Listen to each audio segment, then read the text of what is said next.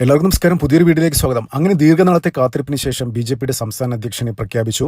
അത് മറ്റാരുമല്ല, ഇന്ത്യ കണ്ട ഏറ്റവും മികച്ച ടെക്നോക്രാറ്റായ രാജീവ് ചന്ദ്രശേഖരനാണ് ബി.ജെ.പി ഇത്തവണ കളത്തിലിറക്കിയിരിക്കുന്നത്. ബി.ജെ.പി 2026 തെരഞ്ഞെടുപ്പിൽ ബി.ജെ.പി അധികാരത്തിൽ എത്തിക്കുക എന്ന പ്രഥമ ദൗത്യമാണ് ബി.ജെ.പിയും കേന്ദ്ര നേതൃത്വവും രാജീവിനെ ഏൽപ്പിച്ചിരിക്കുന്നത്. അപ്പോൾ മാധ്യമങ്ങളിൽ ഒരുപാട് ആൾക്കാരുടെ പേരുകൾ ഇങ്ങനെ പറഞ്ഞിരുന്നു. അതായത് പ്രത്യേകിച്ച് ഇവിടുത്തെ ഓൺലൈൻ മാധ്യമങ്ങളൊക്കെ ഒരുപാട് ഗോസിപ്പുകൾ ഇറക്കിയിരുന്നു. അതിൽ ഏറ്റവും കൂടുതൽ സാധ്യത കൽപ്പിച്ചത് ശോഭാ സുരേന്ദ്രനോ എം.ടി. രമേശോ, അതായത് ആ കൺവെൻഷണൽ പാർട്ടി ആ ഒരു കൺസെപ്റ്റ് വെച്ചിട്ടാണ്, ആ ഒരു പാർട്ടി പ്രവർത്തനത്തിൻ്റെ കൺസെപ്റ്റ് വെച്ചിട്ടാണ് കേരളത്തിലെ മാധ്യമങ്ങൾ ശോഭാ സുരേന്ദ്രനും എം.ടി.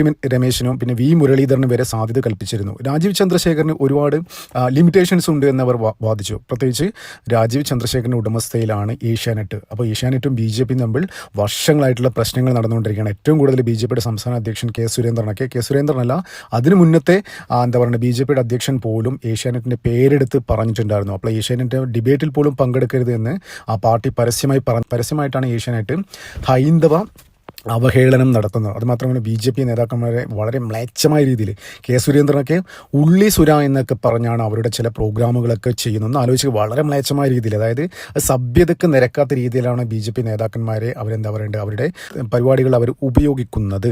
അപ്പോൾ എന്ത് തന്നെ ആയാലും കേരളത്തിലെ മാധ്യമങ്ങൾക്ക്, അതായത് ഓൺലൈൻ മാധ്യമങ്ങൾക്കും മുഖ്യധാര മാധ്യമങ്ങൾക്കും മുഖത്ത് കിട്ടിയ അടി തന്നെയാണ് രാജീവ് ചന്ദ്രശേഖരൻ്റെ ഈ സംസ്ഥാന അധ്യക്ഷൻ പദവി.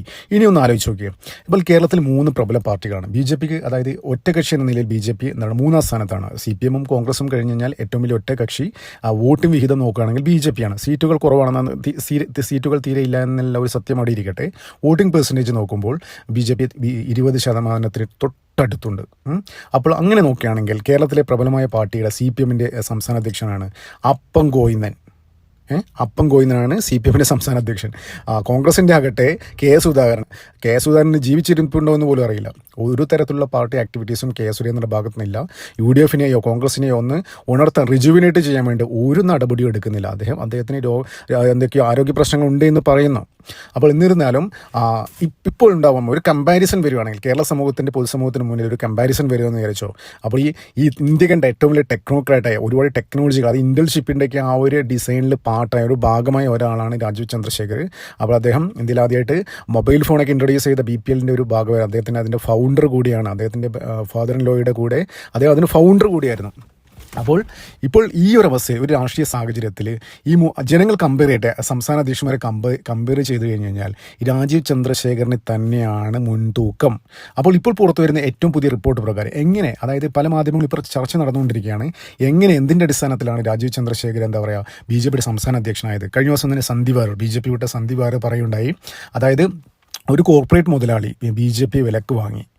ഞാൻ പറയട്ടെ, ബി.ജെ.പിക്ക് വ്യക്തമായ പ്ലാനിംഗ് ഉണ്ട്. ബി.ജെ.പി ഓരോരാളും അപ്പോയിൻറ്റ് ചെയ്യുമ്പോൾ അതിന് വ്യക്തമായി സ്റ്റഡി ചെയ്തിട്ടാണ് ഒരു ഓരോ പൊസിഷനിലേക്കും ആൾക്കാരെ നിയമിക്കുന്നത്. അപ്പോൾ ഇപ്പോൾ പുറത്തു വരുന്ന റിപ്പോർട്ട് പ്രകാരം ഈ ഏകദേശം 6ഓളം പേരെ ബി.ജെ.പിയുടെ സംസ്ഥാന അധ്യക്ഷനായി പരിഗണിച്ചിരുന്നു. അത് എം.ടി. രമേശ്, കെ സുരേന്ദ്രനെ വീണ്ടും നിലനിർത്തുക, പിന്നെ വി മുരളീധരൻ, പിന്നെ ശോഭാ സുരേന്ദ്രൻ, പിന്നെ ഏകദേശം 5-6 പേരെ അവർ കൺസിഡർ ചെയ്തിരുന്നു.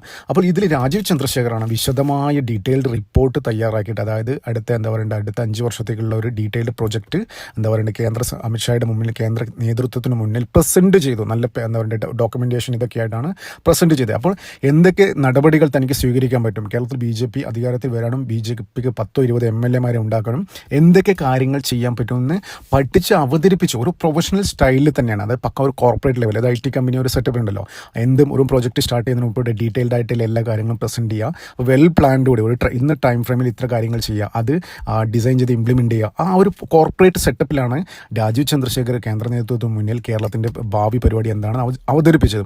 അതിൽ ശരിക്കും ഇംപ്രസ്ഡ് ആയി എന്ന് വെച്ചാൽ കേന്ദ്ര നേതൃത്വം ഇംപ്രസ്ഡ് ആയി. പിന്നെ രാജീവ് രാജീവിൻ്റെ മുന്നിലോട്ട് വെച്ച വലിയൊരു കാര്യം എന്താണെന്ന് വെച്ചാൽ, കേന്ദ്ര നേതൃത്വം ബി.ജെ.പി മുന്നോട്ട് വെച്ച കാര്യം എന്താണെന്ന് വെച്ച് കഴിഞ്ഞാൽ, തൻ്റെ ഉടമസ്ഥയിലാണ് ജൂപ്പിറ്റർ ക്യാപിറ്റൽസ്. ആ ജൂപ്പിറ്റർ ക്യാപിറ്റൽസ് ആണ് ഏഷ്യാനെറ്റ് ഉൾപ്പെടെ ഒരുപാട് കമ്പനികളുടെ ഓഹരി ഹോൾഡ് ചെയ്യുന്നത്, മേജർ ഓഹരി ഹോൾഡ് ചെയ്യുന്നത് ഈ ജൂപ്പിറ്റർ ക്യാപിറ്റൽസ് ആണ്.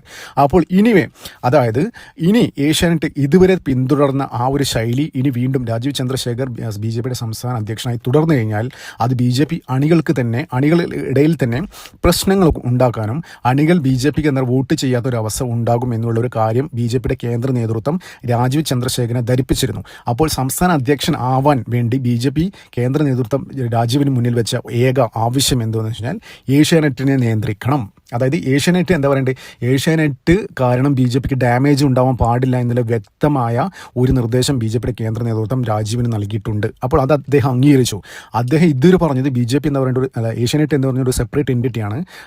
അതിൻ്റെ എഡിറ്റോറിയൽ ബോർഡിൽ എനിക്കധികം ഹോൾഡ് ചെയ്യാൻ പറ്റില്ല, അതിന് എന്താ പറയണ്ടത്, അതിൽ എനിക്ക് കൈ കടത്താൻ പറ്റില്ല എന്ന രീതിയിലാണ് രാജീവ് ചന്ദ്രശേഖർ ഇപ്പോൾ പറഞ്ഞിരിക്കുന്നത്. പക്ഷെ അങ്ങനെയല്ല, എന്താ പറയണ്ടത്, അതിൻ്റെ ഒരു സ്ഥാപനത്തിൻ്റെ മുതലാളി എന്ന രീതിയിൽ അതിൻ്റെ മേജർ ഷെയറൊക്കെ ഹോൾഡ് ചെയ്യുന്ന ഒരാൾ എന്ന നിലയിൽ അതിൻ്റെ എഡിറ്റോറിയൽ ബോർഡിൽ കൈകടത്തി അതിൻ്റെ എന്താ പറയുക ആ സ്ഥാപനത്തിൻ്റെ നയങ്ങൾ രൂപീകരിക്കാൻ ഒരു മുതലാളിക്ക് പറ്റും. അതൊരിക്കലും അദ്ദേഹം പറയുന്നത് അംഗീകരിക്കാൻ പറ്റില്ല, എനിക്കൊന്നും ചെയ്യാൻ പറ്റില്ല എന്ന കാര്യത്തിൽ ഒന്നും പറയാൻ പറ്റില്ല. ഇത്രയും കാര്യങ്ങളാണ് ഇത്ര നാളും രാജീവ് ചന്ദ്രശേഖർ പറഞ്ഞുകൊണ്ടിരിക്കുന്നത്. പക്ഷേ രാജീവ് ചന്ദ്രശേഖർ BJPയുടെ സംസ്ഥാന അധ്യക്ഷൻ ആകുന്നതിന് മുന്നേ BJPക്ക് വാക്കുകൊടുത്തിരുന്നു, ഇനി അത്തരത്തിലുള്ള പരിപാടികൾ, അതായത് ഹിന്ദു സമൂഹത്തെയോ BJPയോ താറടിക്കുന്ന തരത്തിലുള്ള കാര്യങ്ങൾ, വാർത്തകൾ, പരിപാടികൾ ഇനി ഏഷ്യാനെറ്റിൻ്റെ ഭാഗത്തുനിന്ന് ഉണ്ടാകില്ല എന്നുള്ള ഉറപ്പ് BJP കേന്ദ്ര നേതൃത്വത്തിന് കൊടുത്തത് കാരണം തന്നെയാണ്, അതൊരു പ്രധാന ഘടകമാണ്, അത് കൊടുത്തത് കാരണം തന്നെയാണ് രാജീവ് ചന്ദ്രശേഖരനെ BJPയുടെ സംസ്ഥാന അധ്യക്ഷനാക്കിയത്.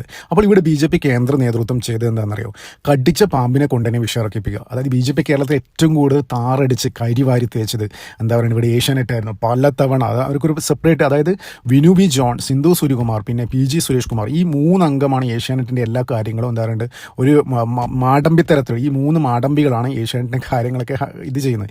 ഇനി ഇവന്മാർക്ക് എന്താ പറയേണ്ടത്, പഴയ മാതിരി മുമ്പ് ചെയ്ത മാതിരി എന്താ പറയേണ്ടത് BJP വിരുദ്ധ നിലപാട് സ്വീകരിക്കാൻ പറ്റില്ല. അതായത് ഇനി ഇവരാരെ കുറ്റം പറയും, മുമ്പൊക്കെ കെ സുരേന്ദ്രൻ ഉള്ളി സുരാന്നൊക്കെ വിളിച്ച് കുറ്റം പറയാൻ പറ്റും, ഇനിയിപ്പോൾ ഇവർക്ക് ആരെ കുറ്റം പറയും, സ്വന്തം മുതലാളിയെ കുറ്റം പറയാൻ പറ്റുമോ?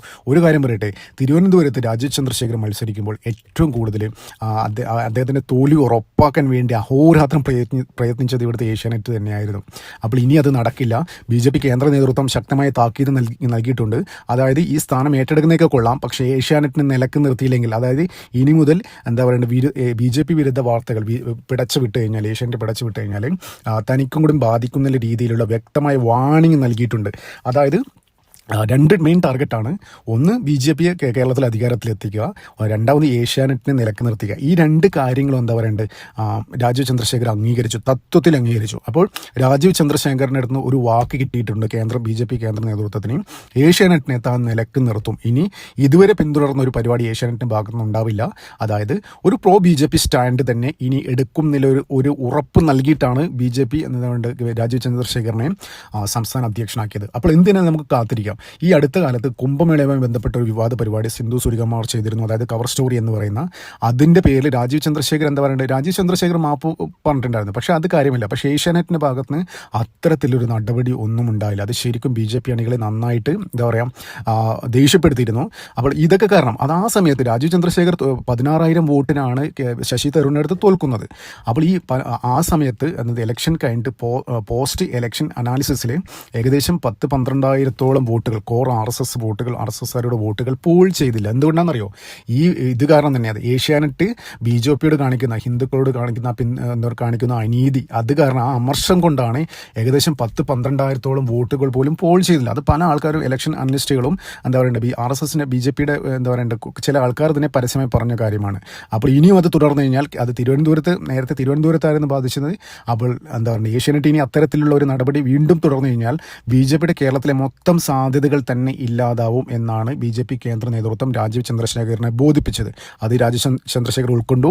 അതായത് രാജീവ് ചന്ദ്രശേഖർ വാക്കുകൊടുത്തു, കേരളത്തിൽ 20 MLA-മാരും ഏഷ്യാനെറ്റിനെ നിലക്ക് നിർത്തും. അതായത് BJP സ്റ്റാൻഡ് എന്ന നിലയിൽ ഏഷ്യാനെറ്റ് പ്രവർത്തിക്കുമെന്നുള്ള 2 വാക്കുകൾ കൊടുത്താണ് രാജീവ് ചന്ദ്രശേഖർ BJPയുടെ സംസ്ഥാന അധ്യക്ഷനാകാൻ പോകുന്നത്. എന്തിനാണ് നമുക്ക് കാത്തിരിക്കാം.